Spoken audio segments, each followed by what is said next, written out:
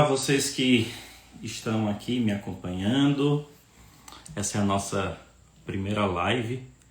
Aqui quem está falando é o Padre Jefferson Alves, da Diocese de Porto Nacional, pároco da paróquia São João Batista, em Porto Nacional. Sou padre há quase 5 anos, completo 5 anos, dia 29 de dezembro. E na live de hoje eu vou comentar com vocês, repassar o ritual do matrimônio.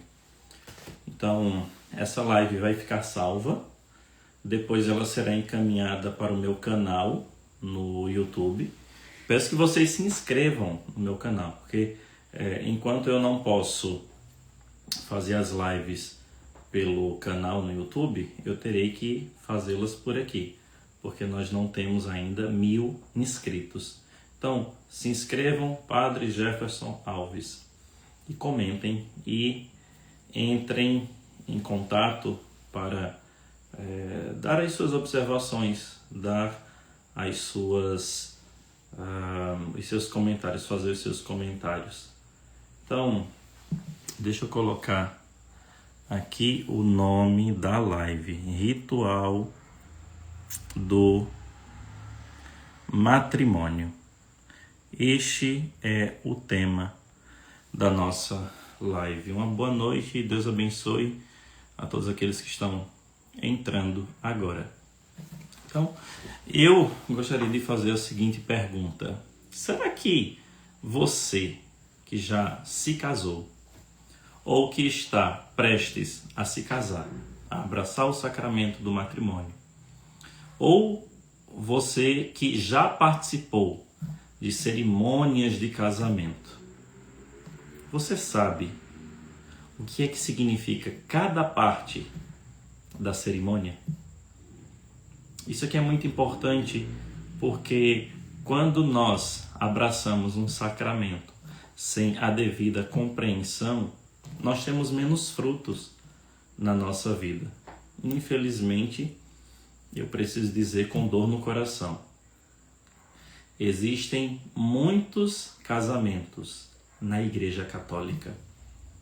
Pena que poucos desses são de fato casamentos, matrimônios.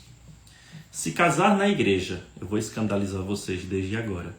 Se casar na igreja, qualquer um se casa. Mas ter um casamento católico, isso não é para todo mundo. Ou pelo menos deveria ser. Mas infelizmente, por conta da mentalidade mundana, da falsa compreensão, ou a incoerente ou a errada compreensão do que é o matrimônio, as pessoas acabam abraçando um sacramento e depois lá na frente dizem assim: eu não sabia. Tudo bem. Às vezes o sujeito não sabia mesmo, por ignorância. Mas eu quero fazer esse serviço a você. Por que eu estou fazendo esta live? Estou fazendo essa live motivado em especial por uma situação que aconteceu com um influencer chamado Gustavo Tubarão. Ele realizou uma cerimônia dita de cunho ecumênico em um espaço que não era católico, era um espaço neutro, e lá ele proferiu algumas palavras que chocaram as pessoas, e muita gente ficou rasgando as vestes, né? Meu Deus, como é que ele diz isso num casamento, o momento mais importante da vida dele, expondo as intimidades? Tudo bem, as pessoas podem até ficar indignadas, surpresas, perplexas, mas a questão é a seguinte: o que é o ritual católico? Eu estou aqui para expor o que é, ou pelo menos o que deveria ser, o ritual católico. Então saibam, na Igreja Católica nós temos um ritual que serve para quê? Para que nós mergulhemos naquilo que é essencial e não fiquemos inventando 1500 coisas. Qual é o problema desses casamentos, muitas vezes, que se tornam famosos? É que são invenções que não fazem parte aquele gesto, aquele rito. Então, eu quero comentar algumas coisas com os irmãos e se vocês puderem, em especial, podem enviar as dúvidas aqui nos comentários. Então, o texto base que eu utilizarei é o ritual do matrimônio. Quero comentar as principais partes. Se não der para fazer este comentário de todo o rito, eu farei uma segunda live. Então, essas aqui são as minhas observações principais, as preliminares desta live que eu quero fazer para vocês. Então, vamos rezar, nos colocar na presença de Deus para que esse conteúdo mergulhe e chegue ao nosso coração. Em nome do Pai, do Filho e do Espírito Santo. Amém. Inspirai, Senhor, as nossas ações e ajudai-nos a realizá-las, para que em vós comece e para vós termine tudo aquilo que fizermos por Cristo, Senhor nosso. Amém. Ave Maria, cheia de graça, o Senhor é convosco, bendita sois vós entre as mulheres, e bendito é o fruto do vosso ventre, Jesus. Santa Maria, Mãe de Deus, rogai por nós, pecadores, agora e na hora de nossa morte. Amém. Sagrada Família de Nazaré, a nossa família vossa é. Em nome do Pai, do Filho e do Espírito Santo. Amém. Pois bem, eu espero continuar essa série de lives sobre os mais variados temas, caso vocês sugiram, né? Então, padre, comenta um pouco a respeito da intercessão dos santos, de liturgia. Então, enquanto nós não estamos na plataforma do YouTube, nós estaremos aqui transmitindo. Então, vejam. Eu, antes de tocar propriamente no rito, gostaria de fazer algumas observações. Primeira observação com relação aos padrinhos. Eu não vou comentar só o rito, mas eu vou comentar também alguns aspectos que fazem parte, né? E às vezes pode dar uma interferência aqui. E que eu preciso comentar, né? A primeira coisa, os padrinhos, sempre quando o pessoal chega até mim, eles vêm me perguntar: padre, quantos padrinhos? Pode ser 6 de cada, pode ser 2 de cada. Vejam, cada lugar pode determinar a quantidade de padrinhos. Não é obrigatório. Obrigatório mesmo são 2 testemunhas que certifiquem que o ato realmente aconteceu. É claro, aqui no nosso país, os padrinhos já se tornaram quase que um enfeite, né? Que se não tiver uma boa quantidade, as pessoas são capazes de infartar. Eu digo, quanto menos padrinhos, melhor. A não ser que você tenha padrinhos que cumpram pelo menos 2 critérios. Então, você vai se casar na igreja? Ótimo, já tem a data? Vamos para a escolha das pessoas. Com isso nós não queremos discriminar, com isso nós não queremos, de alguma maneira, recriminar essas pessoas que já foram padrinhos e por aí vai. Mas padrinho, para ser padrinho de casamento, ele precisa cumprir pelo menos 2 requisitos mínimos. Eu estou falando de requisitos mínimos. Primeiro requisito, que no mínimo sejam católicos. Então, por que isso é importante? Porque a igreja tem uma doutrina a respeito do matrimônio. E se você chama um sujeito por amizade de copo, amizade de bar, isso aqui não vai dar certo. Então, os padrinhos em primeiro lugar tem que ser parâmetro de conduta católica. Ou seja, eles são católicos e vivem como católicos. Ou seja, vão à missa, se confessam e mais ainda, senhores, estão regularizados perante a igreja. Ou seja, se for para chamar pessoas que não estão casadas na igreja, que não são católicas, que não têm vivência de fé, é melhor não chamar. Por quê? Porque ao padrinho é dada uma missão. E qual é a primeira missão dele? É sustentar aquele casal com a sua vida. Ou seja, nós deveríamos chamar para padrinhos aqueles casais que demonstram maturidade, aqueles casais que demonstram uma vivência de fé concreta e real, que já tem um pouco mais de caminhada e que vocês podem olhar para eles e dizer: esses são referenciais para nós. Sem isso, fica difícil você chamar o seu melhor amigo só porque ele é o seu melhor amigo e foi o seu coleguinha de infância, de jardim, de ensino médio, da faculdade. Não, gente. Não inventem de chamar também pessoas solteiras. Por quê? Os padrinhos devem dar suporte com a sua vida matrimonial. Os padrinhos, quando entram na igreja, eles estão dizendo: nós daremos todo o suporte com a nossa vida, com o nosso exemplo, com o nosso testemunho, com o nosso apoio para estes irmãos que se casarão em alguns instantes. Então, se você não vê pessoas da sua família, do seu âmbito de trabalho, colegas, não coloca por colocar. Porque ser padrinho exige, antes de mais nada, uma compreensão do que é o matrimônio. Aí você vai chamar um fila da mãe que não tem o mínimo compromisso com a esposa, trata mal, bebe que nem um pingunço e tem uma vivência matrimonial de cabeça para baixo, não tem presença na vida dos filhos. É esse tipo de pessoa que você quer que seja inspiração para você? Então, assim, eu sei que vocês podem dizer: nossa, padre, se for assim a gente não vai chamar ninguém. Pois é. Ser padrinho não é colocar as pessoas do lado de enfeite no altar.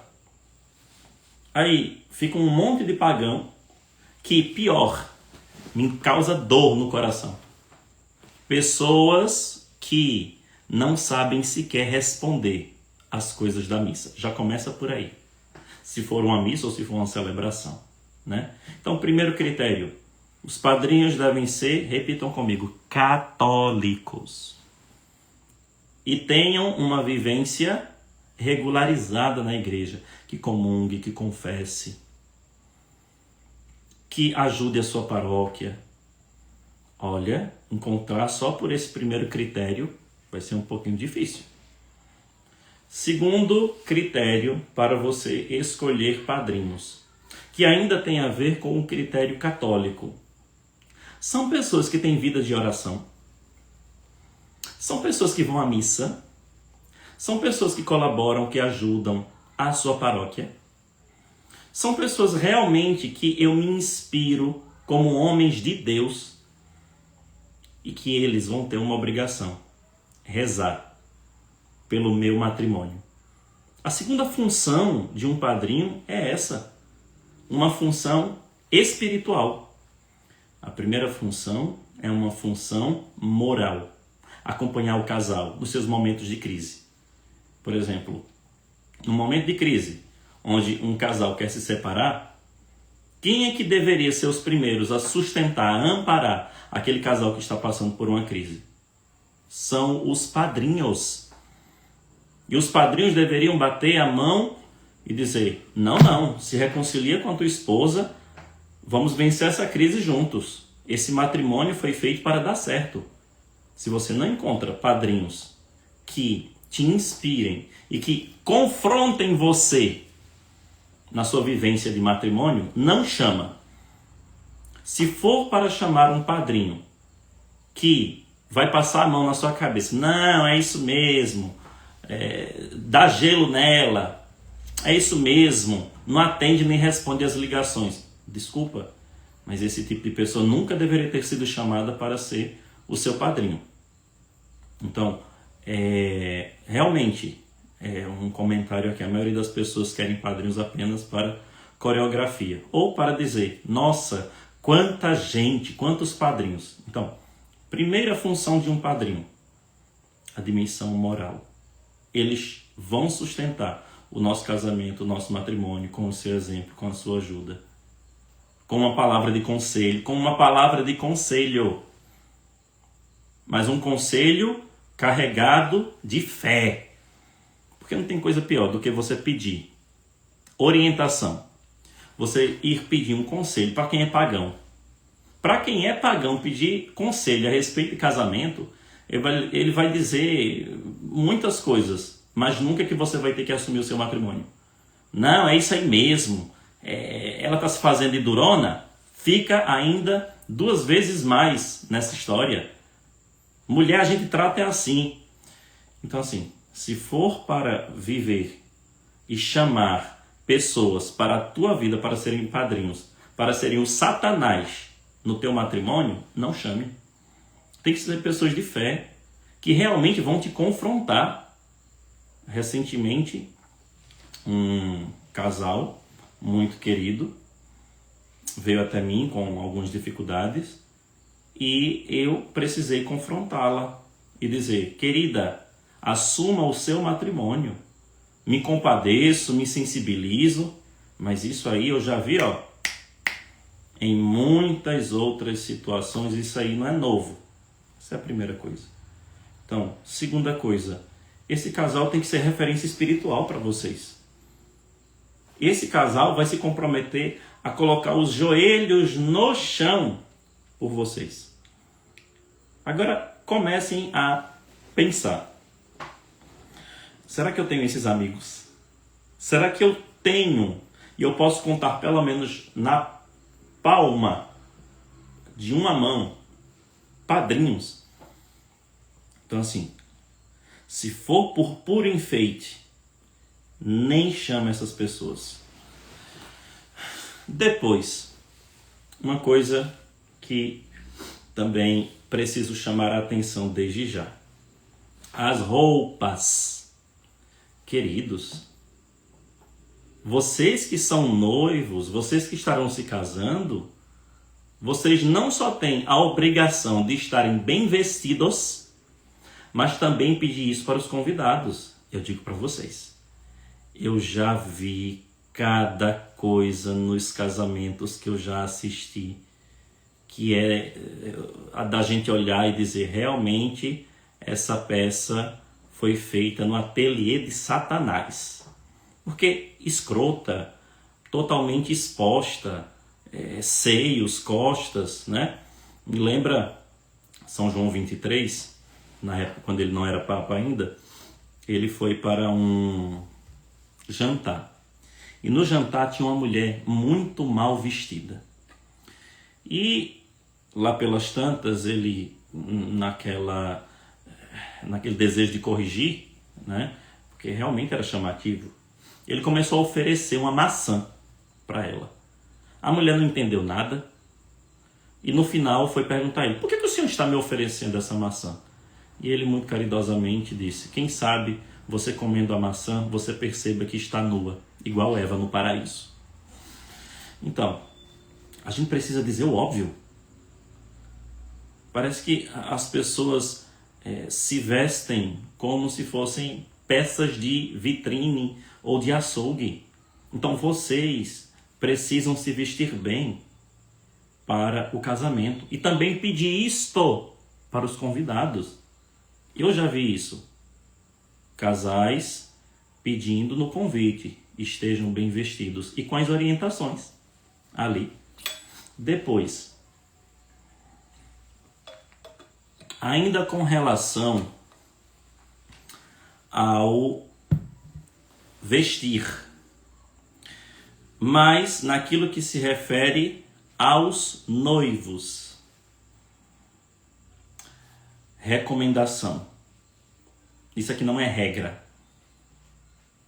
Os noivos precisam ser a representação, a imagem de Cristo e da igreja. E qual é o fundamento disto? Deixa eu pegar a minha Bíblia aqui. Isso aqui não. O fundamento. Eita, Jesus caiu. O fundamento disto aqui está também nas Escrituras. É claro, meus irmãos, as convenções sociais elas foram adotadas aos poucos. Então, a questão, por exemplo, do vestido branco, ele nunca foi assim presente em todo o tempo na igreja. Ele começou a se fazer presente ali no século XVIII. Eu não quero entrar em história, mas para vocês saberem, né? A tonalidade do vestido da noiva começou a ser usado com a cor branca lá pelo século XVIII. E do século XVIII para cá permanece. Mas, ao mesmo tempo, a gente precisa entender o simbolismo, o significado deste branco. Então, não é símbolo de paz. Tira isso da sua cabeça. Não é símbolo de amor. Tira isso da sua cabeça também. A brancura da noiva reflete a santidade da igreja. Vou repetir. A veste branca da noiva tem como simbolismo, tem como significado a santidade da igreja. Não é isso que nós professamos no credo? Creio na igreja una, santa, católica e apostólica. Qual é a primeira nota, a primeira característica da igreja? A segunda, melhor dizendo, santa. Então, a santidade tem como marca uma veste branca, que simboliza também a nossa alma pura, santa e imaculada. E de onde é que vem, em especial, esse significado do branco? Da Sagrada Escritura. Se você tem a Bíblia aí, ou depois você pode procurar, vá na carta de São Paulo aos Efésios. Este texto é magistral. Efésios capítulo 5, versículo 25. Nos diz o texto: maridos, amai vossas mulheres como Cristo amou a igreja e se entregou por ela, a fim de santificá-la pela palavra, aquele que ele purifica pelo banho da água, pois ele quis apresentá-la a si mesmo.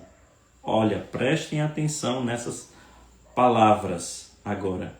Pois ele quis apresentá-la a si mesmo, toda bela, sem mancha, nem ruga ou qualquer reparo, mas santa e sem defeito. Ou seja, quando você começa a ler as características da igreja aqui neste texto, qual é a cor que salta à sua imaginação? Uma coisa que é santa, pura, imaculada, sem ruga, mas bela. A resposta é só uma. É a cor branca. Ao mesmo tempo, a cor do noivo deve ser uma tonalidade escura e não clara. Pode ser? Pode, não tem nenhuma regra. Só que existe um simbolismo por trás da cor. Então, qual é o fundamento da cor do noivo? É esse texto aqui, eu fechei e não marquei. É esse texto de São Paulo aos Efésios, capítulo 5, versículo 25. Então, a cor do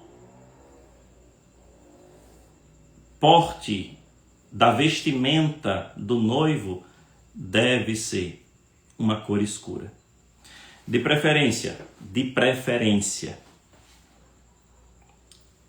preto, azul claro, azul escuro ou cinza. Essas são cores escuras. Esta é uma tonalidade mais escura. E qual é o fundamento? Também o texto de São Paulo aos Efésios capítulo 5, versículo 25. Porque aqui existe uma palavrinha que nos salta a imaginação quando o quesito é a cor. Nos diz: maridos, amai vossas mulheres, como Cristo também amou a igreja e se entregou por ela. A pergunta que eu faço para você, meu querido irmão, minha querida irmã, é: onde e como Cristo amou e se entregou pela igreja? A resposta é só uma. Se você ainda não chegou a essa resposta, pelo amor de Deus, onde que Cristo amou a igreja?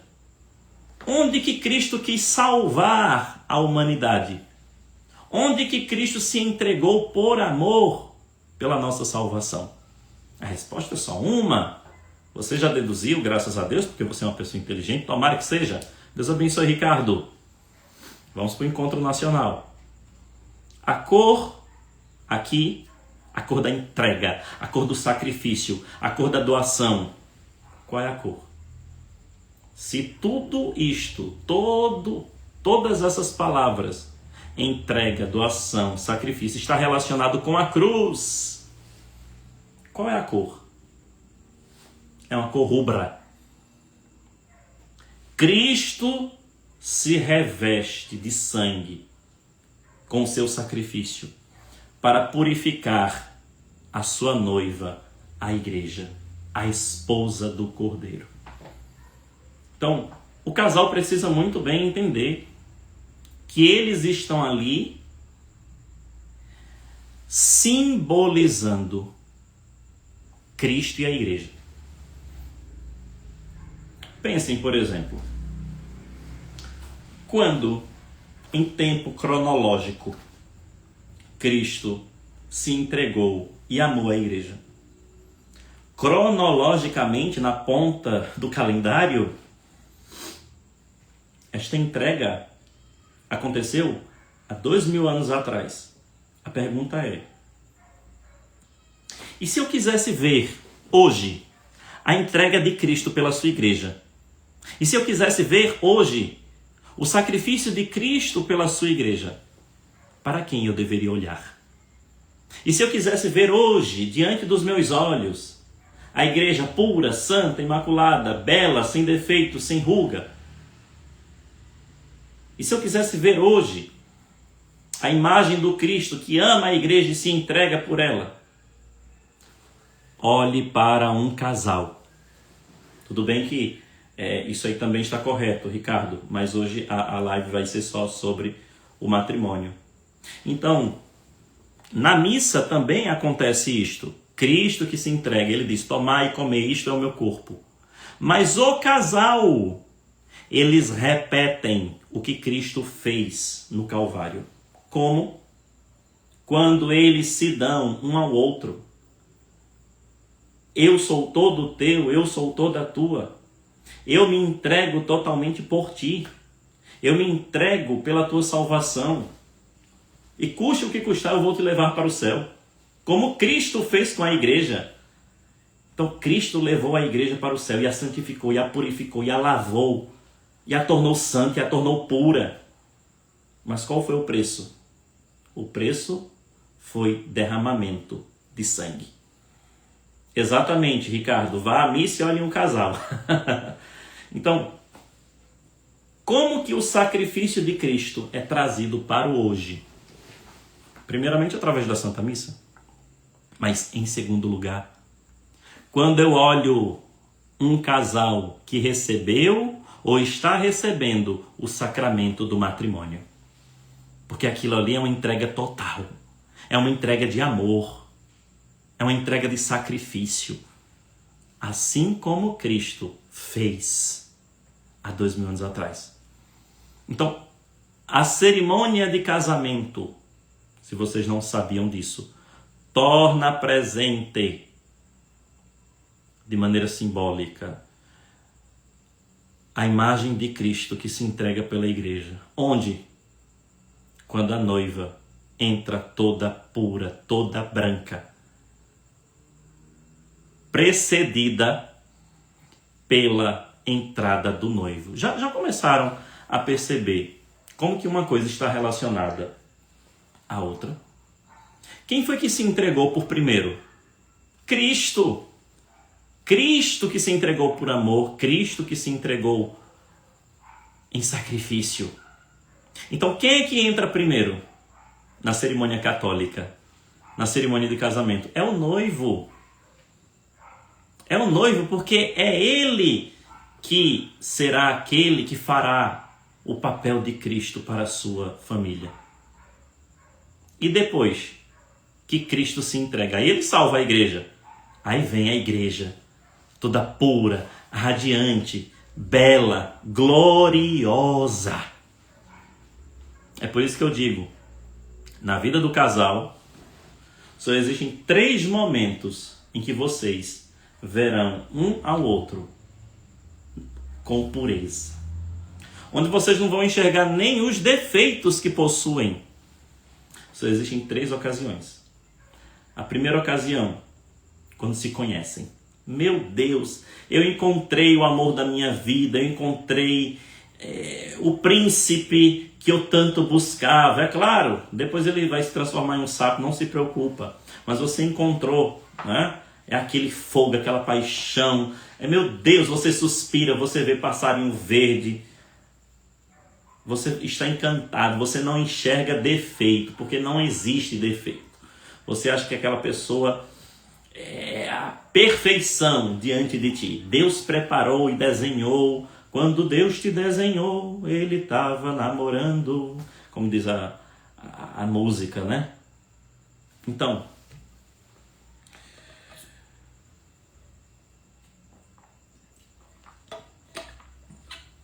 o noivo entrar vestindo uma veste mais escura é símbolo e aponta para o sacrifício de Cristo. E vocês verão que quem é primeiro chamado ao sacrifício é o homem. Pensem, por exemplo, de maneira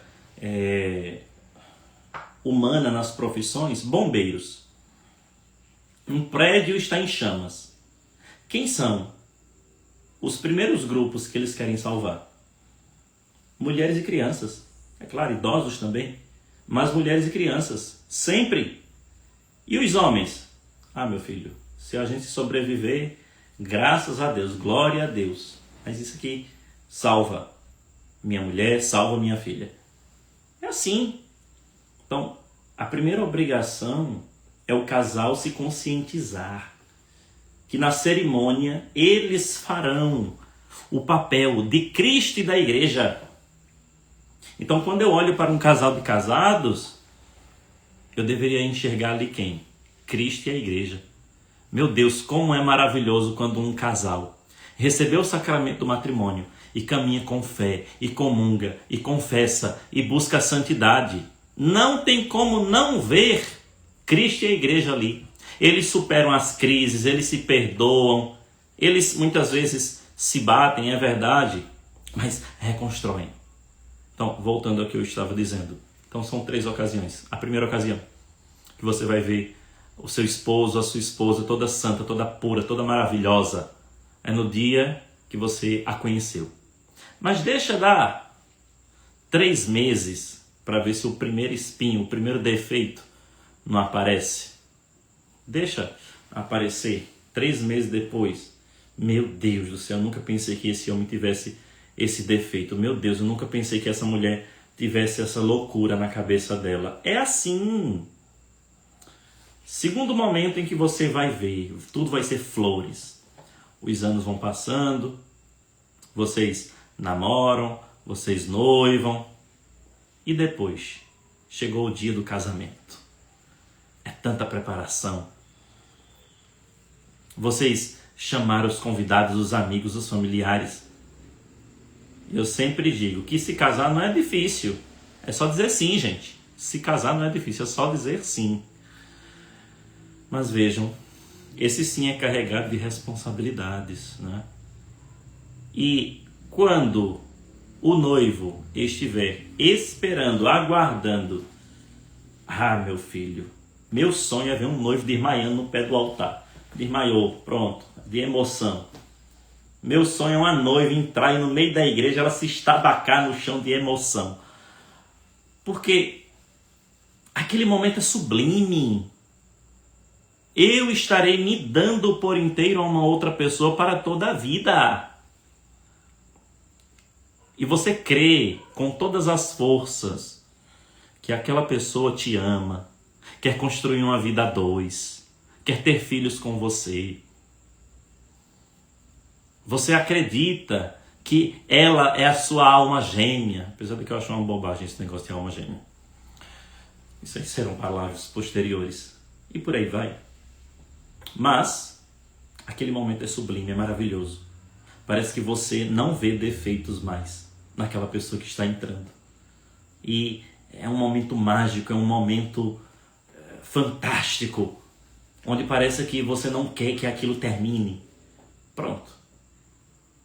Aqui está mais uma vez a beleza que você sempre, que você vai enxergar 100%. Você vai se esquecer dos defeitos, das manias, das loucuras, das imperfeições. Você vai se esquecer de tudo e você vai ver aquela pessoa como se fosse a própria santidade em pessoa. Você vai olhar para ele e dizer, meu Deus, essa mulher foi feita para mim. Aí você, mulher de longe, meu Deus, esse homem foi o homem que eu planejei por toda a minha vida, me unir. É a coisa mais bonita, mais maravilhosa, né? Claro, depois da cerimônia as coisas terminam, né? E depois que as luzes se apagam, que as cortinas se fecham, aí sim a vivência matrimonial é que será, vamos dizer assim, medida. E por fim, o terceiro grande momento em que você vai ver aquela pessoa, nem sempre, mas normalmente sim, eu já vi, né? Com pureza, com um olhar maravilhoso, e dizendo, meu Deus, quanta falta vai me fazer. Ele era ruim, mas eu amava esse traste. É isso mesmo. No dia do casamento, ou no dia do velório. No dia do velório, aquela pessoa que pode ter 1001 defeitos, vai se transformar no próprio São Luís Martin diante de você. O pai de Santa Teresinha, né? Meu Deus, quanta falta vai me fazer, me leva junto, eu não sei se eu vou aguentar essa saudade. Eu já vi aos montes isso, mas às vezes a mulher sofreu que nem uma condenada na mão daquela criatura. Mas assim, mesmo assim, ela enxergou beleza ali. Então vejam, essas são as orientações gerais. Quarta orientação. Por favor, eu não tenho nada contra os evangélicos. Mas, por favor, se forem contratar cerimonialistas, deem preferência a cerimonialistas católicos. Sabe por quê? Porque eu já passei por cada situação com cerimoniais católicos, com cerimoniais protestantes. E às vezes tem noivas, noivos que vêm até mim e dizem assim, padre, eu fui num casamento e eu achei tão maravilhoso que eu gostaria, isso aqui já aconteceu comigo, eu gostaria, padre, que no meu casamento eu pudesse lavar os pés do meu esposo, como na última ceia, onde Jesus lavou os pés dos seus apóstolos. Mas, querida, isso aqui é uma cerimônia católica, sabe? Não é cerimônia evangélica. Desculpa, mas eu não posso realizar um casamento com um negócio desse. Então, eu dispensei o casal. Já dispensei outros.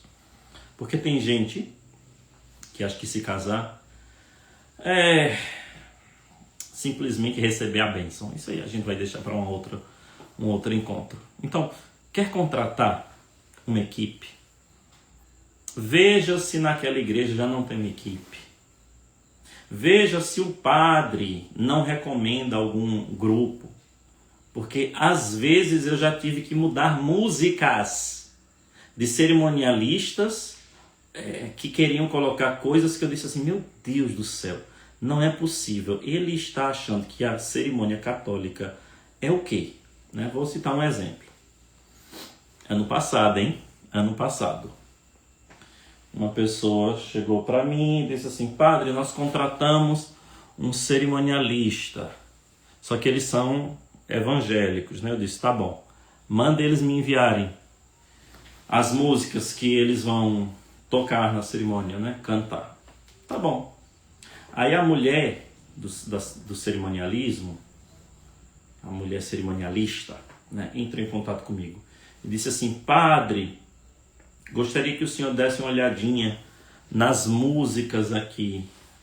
Aí ela disse assim, porque são músicas muito tradicionais. Eu disse, nossa, que beleza, né?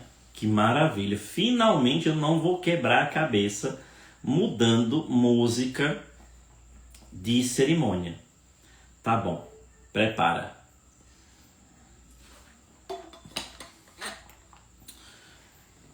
A mulher me mandou a lista. Sabe qual era uma das músicas? Leandro e Leonardo, para vocês terem uma ideia.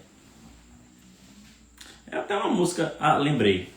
Leandro e Leonardo, aquela famosa música. Eu juro por mim mesmo, por Deus, por meus pais, vou te amar, eu juro. Meu Deus do céu. Fora outras coisas que eu olhei ali, eu disse, não é possível que essa mulher esteja falando que essa música é uma música tradicional para casamento. Ó, pode ser para um casamento protestante, para um casamento de pagãos, mas para um casamento católico, jamais. Né? Então eu disse, ó, muda isso, mais ou menos umas 7. Umas 7 músicas saíram. Por quê? Porque infelizmente não eram músicas católicas. Então, aqui na minha região, tem alguns cerimonialistas que têm um pavor de mim. Por quê? Porque eu vou podando essas coisas. Porque eles não sabem. Porque eles acham que uma cerimônia de casamento católica é a mesma coisa que uma cerimônia protestante ou vice-versa. Não. Aqui tem critério. Aqui tem normas. Aqui não é a casa da mãe Joana. Aqui as coisas funcionam de um outro modo. Então, eu tenho que dizer certas vezes e às vezes corrigir espaços. Vou dar um outro exemplo. Tem um padre amigo meu que quando eu morei com ele, ele foi assistir um casamento. Era uma capela. Chegando na capela, a equipe era uma equipe de protestantes, cerimonialistas protestantes. Era um cerimonialismo lá, uma equipe. O padre ficou estarrecido. Tiraram o crucifixo, tiraram as imagens. O padre olhou para aquilo e disse, que falta de profissionalismo. Coloque tudo no lugar, porque isso aqui é uma igreja católica e os noivos são católicos. Então assim, se a gente não coloca limite, se a gente não coloca até aqui sim, até aqui não, eles vão querer incrementar o rito com tanta coisa que vai ficar uma pataquada, um chamego que tem tudo, menos Cristo. Então, essas aqui são as orientações gerais com relação aos padrinhos, com relação às roupas dos padrinhos, com relação às roupas dos noivos e com relação à equipe de cerimonialista. Tá bom? Agora sim. Depois desta longa introdução, nós podemos entrar no ritual. Uma outra observação aqui. Padre, Eu queria que o meu casamento fosse com missa. É possível? Sim, é possível. Só que não são todos os padres que gostam de assistir casamento com missa. Porque, sinceramente falando, é uma celebração que muitas vezes a gente fica nervoso. Por quê? É só o padre que fala, é só o padre que responde. A assembleia não sabe o momento de se sentar, de se levantar. Então, se for para celebrar uma missa no meio de uma comunidade pagã, no meio de gente pagã, que esse casamento seja só assistido, sem missa, sabe? Estressa menos o padre. E eu entendo os padres que não gostam de assistir, porque é chato. Eu mesmo já passei por circunstâncias como essa, que só assisti o casamento com missa porque eu conheci o casal e eles eram católicos de fato, né? Uma observação muito importante para os meus irmãos padres. Eu sei que padre é um bicho, entre aspas, que muitas vezes não gosta de ser corrigido. Mas vejam, meus irmãos, nós somos padres.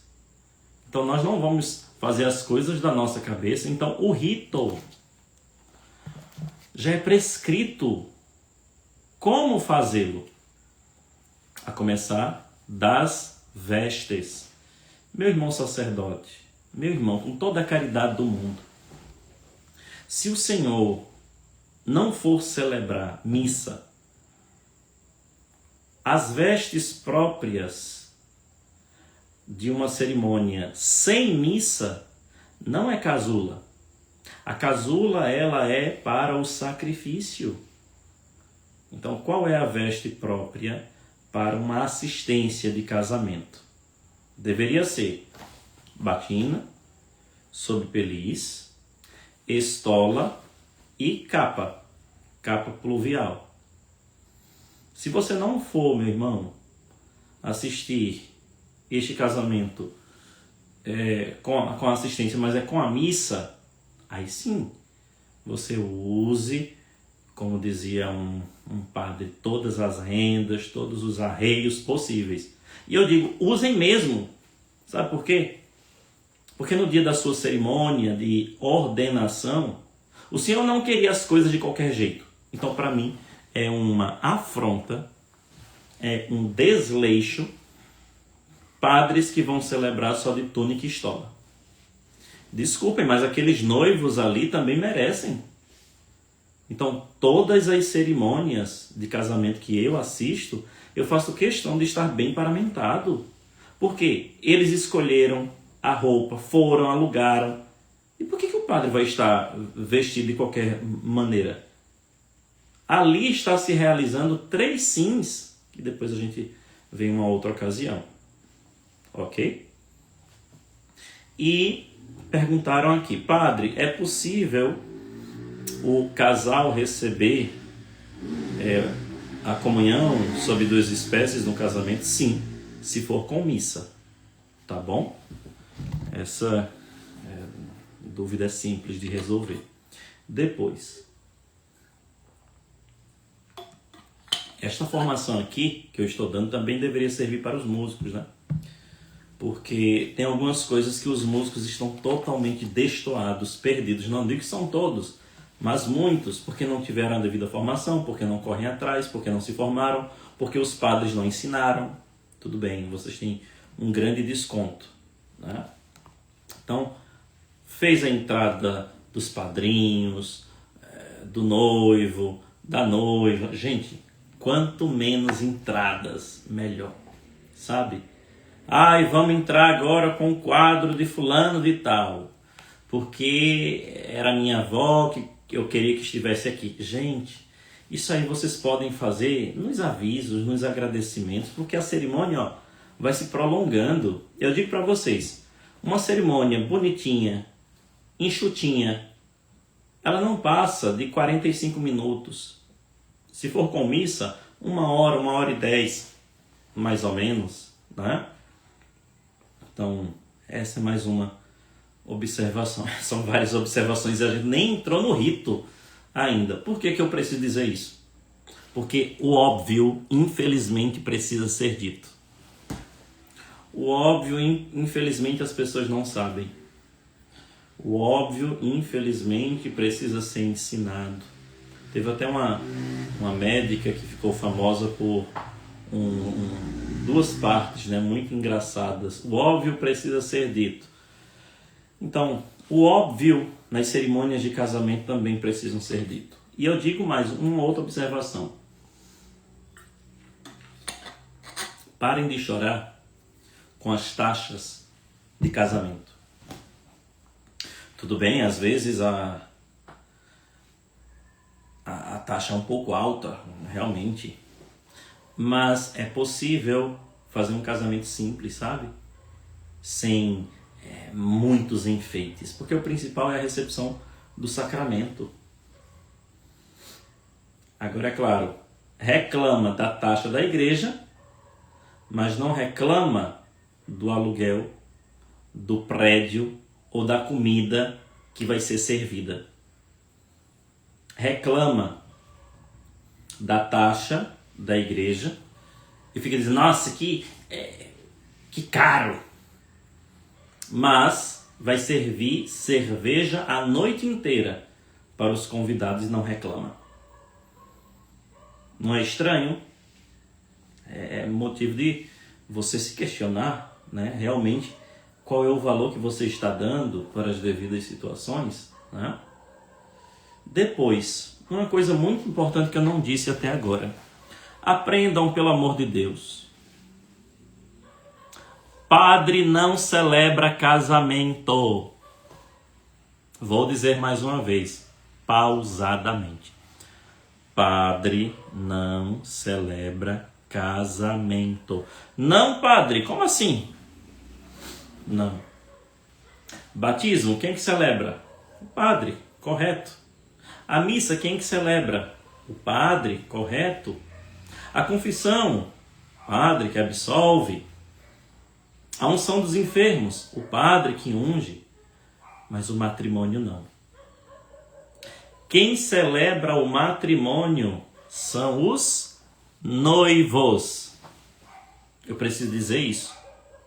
Porque às vezes até os meus irmãos sacerdotes confundem. Não é o Senhor que vai celebrar o casamento deles. O Senhor vai assistir ao casamento deles. É diferente.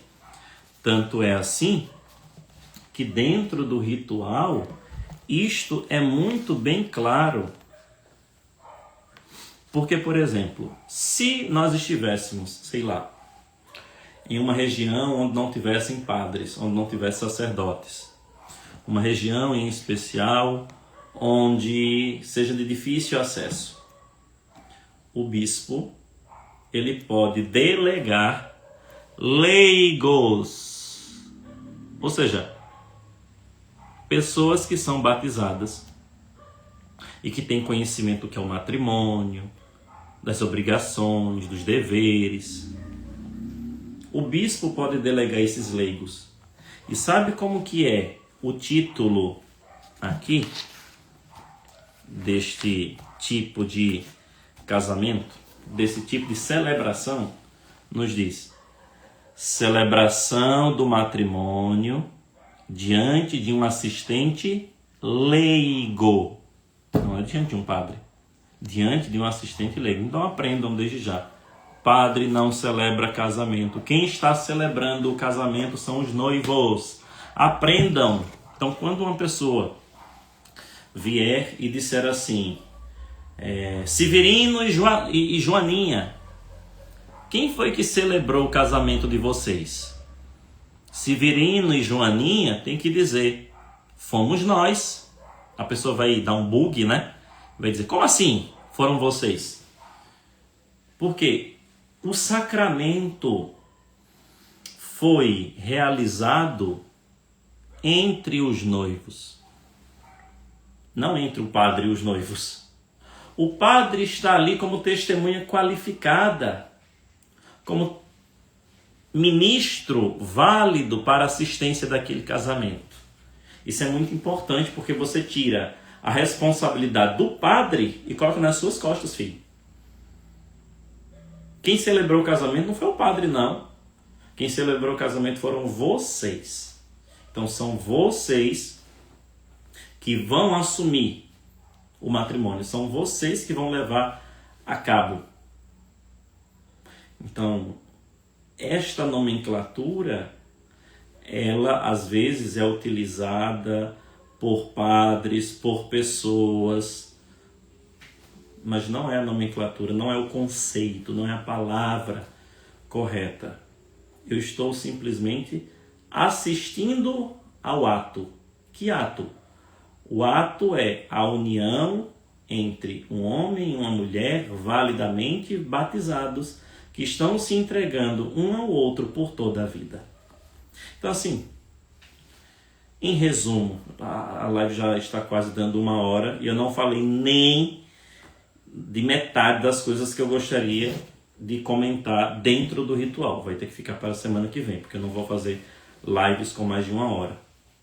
Então, essas são as observações gerais, critérios gerais para um casamento na Igreja Católica. Se vocês tiverem dúvidas, vocês coloquem aí, por gentileza. Algumas pessoas, às vezes, perguntaram aqui, né? Padre, e quando um católico pretende se casar com um não católico, o que fazer? Olha, a igreja nunca recomendou casamento misto. Casamento com disparidade, né, de crença. Nunca recomendou. Por quê? Porque existem muitas complicações que você vai ter que arcar aqui. Primeiro, quem vai sustentar este matrimônio de maneira católica é você. E você não vai poder obrigar o outro a ir à missa, a receber os sacramentos, a frequentar a catequese, a se confessar. Não, ele não é católico, você tem que assumir as consequências, vai ter que ir à missa sozinha, e ele ou ela vai para o culto da igreja dela, né? Depois surge uma outra complicação com relação à educação das crianças. Não dá certo. Uma pessoa, quando se casa com um evangélico, ele precisa assinar um termo onde ele diz: eu, Zezinho das Onças, assinando isto aqui de livre e espontânea vontade, autorizo e me disponho que os meus filhos sejam educados na fé católica. Então, qual é a igreja que eles vão receber o batismo? A igreja católica. Qual é a igreja que eles vão à missa? A igreja católica. Qual é a igreja que eles vão frequentar para fazer a catequese em preparação para a crisma, para a primeira comunhão? A igreja católica. É um peso, é um fardo. Terceiro problema, terceira complicação. Vida de oração em família. Isso aqui é difícil demais. Por quê? Nós católicos temos práticas que não pegam bem, que não causam causa consternação em alguns evangélicos. Então, por exemplo, o cara não permite ela ter uma imagem dentro da casa dela. Não permite ela rezar o terço dentro da casa junto com os filhos. Não permite ter um quadro, não permite abençoar a casa. Então assim, fica difícil uma convivência onde a vida de oração é um atrito entre eles. Porque o católico vai ter o quê? Devoção a Nossa Senhora, vai ter devoção aos santos, vai querer rezar o terço. Então assim, tenta encaixar isso na tua vivência católica dentro de um casamento. Por isso, vocês que estão namorando, vocês que estão noivos, vocês precisam se perguntar: realmente valerá a pena? Agora, se forem dois pagãos, meu Deus, é mais terrível ainda, né? Ele se diz evangélico, mas é um evangélico de IBGE, ela se diz católica, uma católica de IBGE. Não funciona, né? Então, casamento com disparidade de culto, de crença, de religião, é um problema futuro. Deixa eu ver, tem algumas perguntas aqui. Padre, em quais situações você não assistiria a um casamento? Hoje, pelo menos para eu assistir um casamento, esse é um critério que eu coloquei. Eu preciso caminhar com aquele casal. Eu quero que eles frequentem a minha paróquia. Eu quero conhecê-los de perto, conhecer a história, conhecer a vida deles, se estão preparados, se estão maduros. Para vocês terem uma ideia, tem um sujeito aqui na cidade que ele disse: padre, eu quero que o senhor assista o meu casamento. Ele chegou a quase implorar. Eu disse: não, fulano, desculpa, mas eu não vou assistir esse teu casamento. Eu não tenho sensibilidade, eu não tenho tranquilidade para assistir um ato onde eu vejo que tanto você quanto ela não tem maturidade para abraçar o matrimônio. Então, eu já dispensei sim. Se você quiser se casar com outro padre, tudo bem, vá lá. Mas comigo, gente, o sacramento do matrimônio para mim tem o mesmo peso do sacramento da ordem que eu recebi. O sacramento da ordem foi indelével para sempre. Foi um sim definitivo que eu dei. Com consciência, com maturidade. Ai, mas a gente já está há 10 anos. Não significa absolutamente nada. Não significa que vocês estão maduros. Não significa que vocês já estão conscientes do quais são os deveres. Às vezes, sinceramente falando, é bom que eles vão fazer uma terapia de casais, sabe? Vai fazer uma terapia, vai fazer um acompanhamento. E daqui a algum tempo, você volta para a gente conversar. Tá bom? Outra pergunta do Jota. Padre, sobre as músicas do casamento, sabemos que precisam ser católicas, mas existe alguma restrição sobre alguma música católica a serem tocadas no casamento? Olha, tem que ser músicas que combinem com o momento, né? A entrada das alianças, que fale de fidelidade, de entrega. O momento ali da comunhão, que fale também dessa entrega de Cristo por nós. Eu gosto muito de uma música que às vezes o pessoal toca na entrada do noivo, né? Relacionada a São José, né? É uma pena que muitas mulheres, infelizmente, estão deixando de lado a marcha nupcial para entrar com um monte de coisa, né? Mas enfim. Então, músicas que, de certa forma, possuam sintonia com o momento da celebração, tá bom? Terceira e última. De fato é complicado mesmo, porém existem situações que pessoas conseguem conviver bem com essas diferenças. Olha, são bem raros.